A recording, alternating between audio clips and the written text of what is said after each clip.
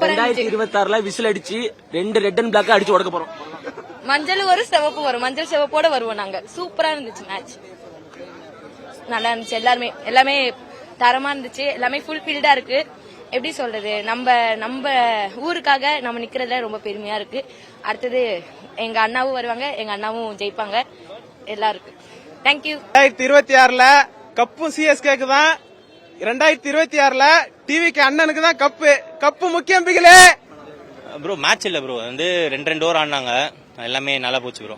எல்லாரும் வந்தாங்க bro. Murali Vijay, Badrinath, Haden, மைக்லசி எல்லாருமே வந்தாங்க. பிராவோ, சூப்பரா போச்சு ப்ரோ. குறிப்பா சின்னத்தலை ரெய்னா ப்ரோ சூப்பரா போச்சு. அதே மாதிரி தான் ப்ரோ இருக்கு. சூப்பரா இருந்தாங்க ப்ரோ. நல்லா இருந்துச்சு ப்ரோ. மேட்ச் மாதிரி போகல, ட்ரைனிங் தான், பட் நல்லா போச்சு. கான்செப்ட் சூப்பரா போச்சு ப்ரோ. இன்னும் பட்டாசுலாம் கையில வச்சு சூப்பரா ப்ரோ. தோனி ரிட்டையரே ஆக மாட்டாரு ப்ரோ. 2060 வரைக்கும் இருப்பாரு எங்க தலைவர். ஃபுல்லா இருப்பாரு எங்க ஆளு. செம்ம எக்ஸ்பீரியன்ஸ் ப்ரோ. ஒர்த்து. இது வந்து இந்த மாதிரி ஒரு ஈவெண்ட் வந்து இது வரைக்கும் சிஎஸ்கே ஆர்கனைஸ் பண்ணதும் இல்ல.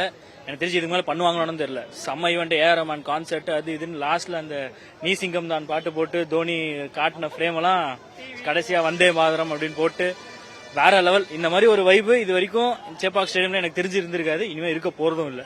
One of the best experience. Miss பண்ணவங்க sorry to say you missed best thing. Mostly அப்படிதான் இருக்குன்ற மாதிரி தான் இருக்கு. ஏன்னா இந்த மாதிரி ஈவென்ட் சிஎஸ்கே ஆர்கனைஸ் பண்ணது இல்ல. கூப்பிட்டு ஹால் ஆஃப் ஃபேம் வச்சு போட்டோ எடுத்து காட்டுறத பார்த்தா it is Dhoni's last season. So mostly yes. Thank you bro.